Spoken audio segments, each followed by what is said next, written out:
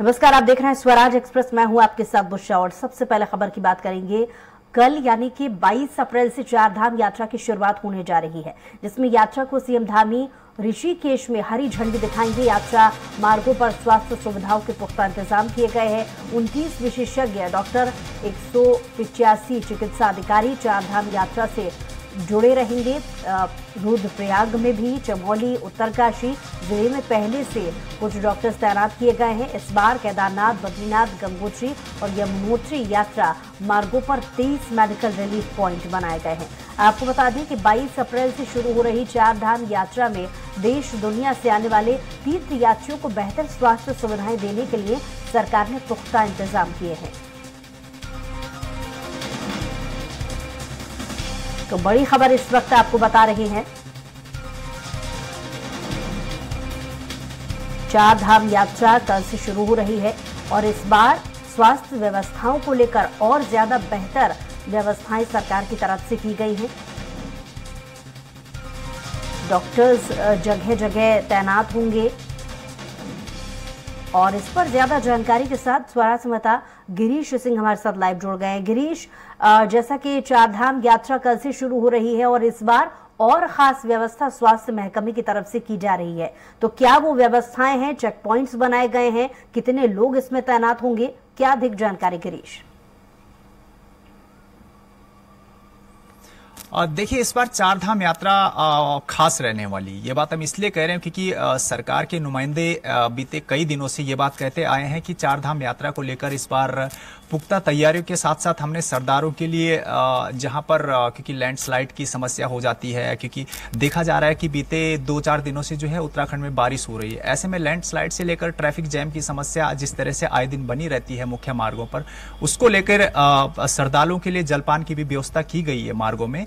इसके साथ साथ किसी भी श्रद्धालु को समस्या ना हो, उसके लिए अतिरिक्त पुलिस फोर्स की व्यवस्था की गई है ताकि किसी भी तरह की अनहोनी और अगर बाहर से जो श्रद्धालु आते हैं उनको अगर समस्या होती है तो तत्काल उनकी सुनवाई की जाए। टोल फ्री नंबर भी जो है सरकार की तरफ से यात्रियों के लिए साझा किए गए हैं।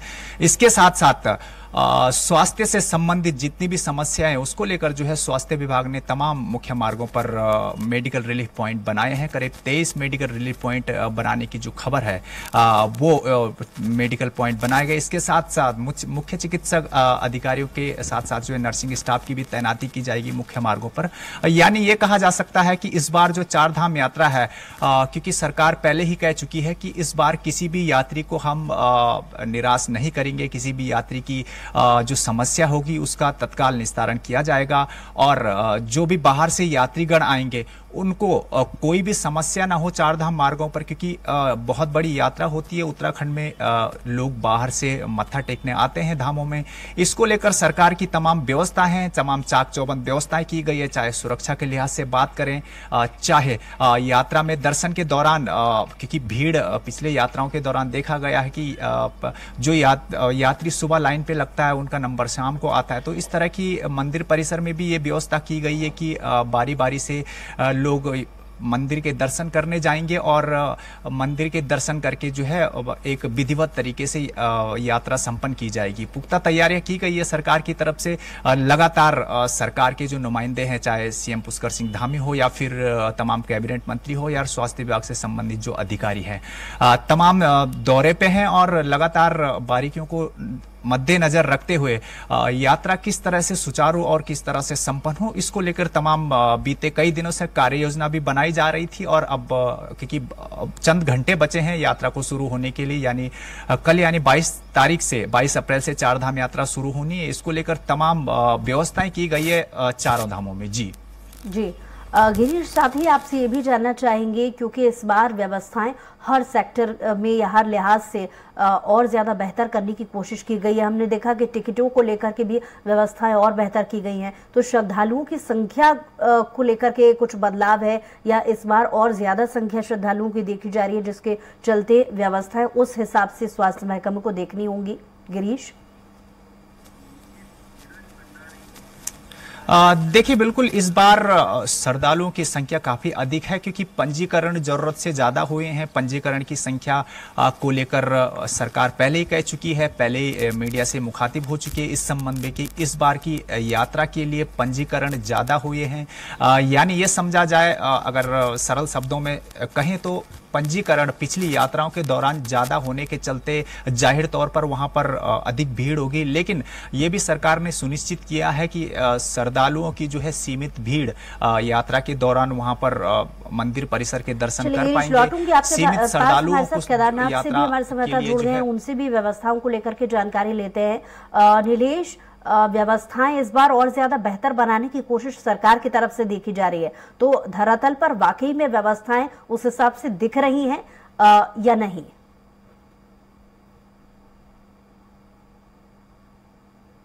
जी नीरज। जी बिल्कुल, देखिए जिस तरह से लगातार चारधाम यात्रा का आगाज कल से होगा, और आज मैं अगर पंच केदारों में से जो भगवान केदारनाथ में 11 ज्योतिर्लिंग की अगर मैं बात करूं, तो आज जो भगवान की जो पंचमुखी विग्रह उत्तर डोली है वो जो शीतकालीन गद्दी स्थल ऊखीमठ हुआ करती है, वहां से आज रवाना होगी। जो पहला पड़ाव होगा गुप्त काशी के लिए यहाँ पड़ाव होगा। अगर इससे पहले की बात करूं, मैं कल रात की अगर बात करूं, तो जो भगवान केदारनाथ के रक्षक होते हैं, जो क्षेत्रपाल होते हैं मुकुंद भैरव, उनकी यहाँ पे कल रात को पूजा हुई है। उनकी कल रात को केदारनाथ के लिए रवानगी हुई है, और आज वही जो पंचमुखी डोली है, पंचमुखी डोली कुछ ही देर बाद जो आर्मी की धुन है और हजारों श्रद्धालुओं की मौजूदगी में गुप्त काशी जो विश्वनाथ मंदिर है, आज रात्रि पड़ाव वहां पे होगा। दूसरा पड़ाव कल फाटा में होगा। तीसरा पड़ाव रात्रि विश्राम गौरीकुंड में होगा, और 24 तारीख को भगवान केदार की पंचमुखी डोली केदारनाथ धाम पहुंचेगी, और 25 तारीख को सुबह ब्रह्म मुहूर्त में भगवान केदारनाथ के कपाट यहाँ पे खुल जाएंगे। अगर यात्रा व्यवस्थाओं की बात करें तो जिस तरह से लगातार प्रशासन चाहे मैं रुद्रप्रयाग जिलाधिकारी मयूर दीक्षित की बात करूं, तो वो लगातार केदारनाथ की व्यवस्थाओं को मॉनिटरिंग करने में यहाँ पे लगे हुए।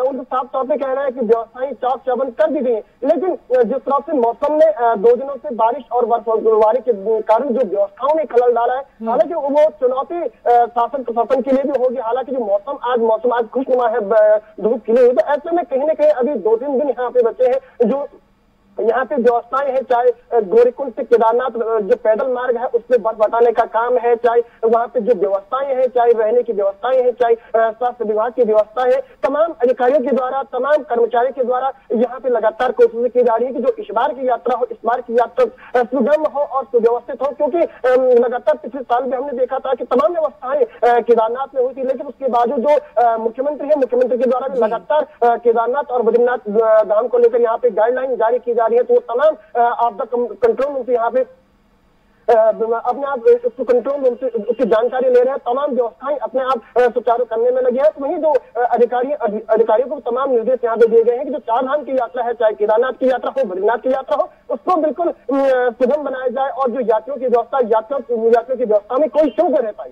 जी सुधा जी। नीरज, जैसा कि हमारे संवाददाता देहरादून से गिरीश भी जुड़े थे, वो इस बात का भी जिक्र कर रहे थे क्योंकि इस बार श्रद्धालुओं की संख्या बढ़ गई है, क्योंकि ऑनलाइन टिकट को लेकर के भी बढ़ावा दिया गया है।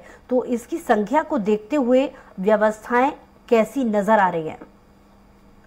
जी बिल्कुल, देखिए जिस तरह से लगातार इस बार चाहे केदारनाथ की बात करूं, चाहे बद्रीनाथ की बात करूं, यात्रियों की बुकिंग पहले से यहाँ पे फुल हो रखी है। तो ऐसे में जो यहाँ के जो प्रशासन है, प्रशासन के सामने भी बड़ी चुनौतियां होंगी। एक तरफ मौसम का मिजाज लगातार ऊपरी हिमालय क्षेत्रों में बिगड़ता जा रहा है, चाहे बर्फबारी यहाँ पे लगातार हो रही है, बारिश यहाँ पे लगातार हो रही है। तो ऐसे में कहीं ना कहीं जो व्यवस्थाएं हैं, व्यवस्थाएं को सुदृढ़ करने के लिए तमाम अधिकारी यहाँ पे लगे हैं। और जो बुकिंग की बात की जाए तो चाहे हेली सेवाओं की बात की जाए, हेली सेवाओं में लगातार बुकिंग पूरी है, और जो यात्रियों का पंजीकरण है, यात्रियों का पंजीकरण भी क्योंकि पिछले वर्ष के मुताबिक इस बार बहुत अधिक बढ़ गया है। तो ऐसे में कहीं ना कहीं जो हमारी सरकार है, चाहे हमारा प्रशासन है, प्रशासन को एक बड़ी चुनौतियां यहाँ पे होंगी, और जो व्यवस्थाएं हैं केदारनाथ और बद्रीनाथ की व्यवस्थाएं, इनको सुचारू करने में भी कहीं ना कहीं बड़ी दिक्कतों का सामना करना पड़ेगा। हालांकि जो प्रशासन है, प्रशासन की तरफ से कहा जा रहा है कि यहाँ पे व्यवस्थाएं चाक चौबंद की जा रही है, लेकिन ये तो देखना होगा कि क्या यहाँ पे इतनी व्यवस्थाएं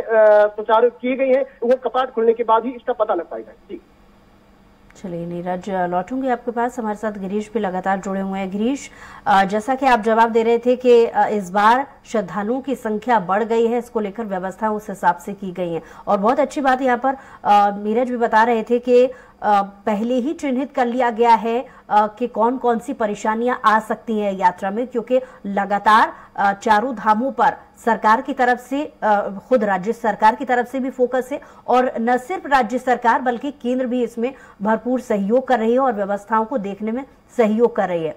तो इस बार पिछली बार की व्यवस्थाओं से क्या खास, क्या अलग, और जो कमी पेशी है उन्हें किस तरीके से दूर किया जा रहा है? गिरीश। देखिए, बिल्कुल चुनौती तो जाहिर तौर पे रहेगी, क्योंकि चुनौतियां पिछली यात्राओं के दौरान भी रही है। हालांकि इस बार की अगर बात करें तो इस बार सरकार ये कह रही है कि चुनौतियों से निपटने के लिए हम तैयार हैं। हमने पिछले कई दिनों से जो है इसका बैठकों का दौर जारी था, चार धाम यात्रा को लेकर हमने तमाम निरीक्षण किए। लेकिन बिल्कुल जाहिर तौर पर चुनौतियां तो रहती है। चुनौतियां लाखों की संख्या में अगर श्रद्धालु आते हैं तो उनके लिए किस तरह से व्यवस्थाएं चौक चौबंद की जाए, चाहे सुरक्षा से लेकर हो या फिर चाहे मंदिर परिसर में उनकी सुरक्षा से लेकर किस तरह से जो है मंदिर के दर्शन करने हैं, पंजीकरण की संख्या किस तरह से है, पूरा जो ओवरऑल अगर देखें तो चुनौतियां इस बार है। लेकिन हाँ, सरकार की तरफ से ये वादे किए गए हैं कि इस बार हम चुनौतियों से निपटने के लिए तैयार हैं, श्रद्धालुओं को किसी भी प्रकार की समस्या नहीं होने देंगे और सुरक्षा से संबंधित तमाम जो व्यवस्थाएं चाक चौबंद की जाएगी। फिलहाल अब आगे देखने वाली बात होगी कि किस तरह से ये चार धाम यात्रा रहती है, क्योंकि कल से यात्रा शुरू होनी है, तो यात्रा के पहले पड़ाव में ही पूरी चीजें सामने निकल कर आ जाएगी कि किस तरह से चुनौतियां सरकार के सामने आई है और श्रद्धालुओं को किस प्रकार की चुनौतियों से निपटने के लिए दो चार होना पड़ रहा है। जी चलिए, बहुत शुक्रिया तमाम जानकारी के लिए गिरीश, आपका भी, और नीरज आपका भी बहुत शुक्रिया तमाम जानकारी के लिए।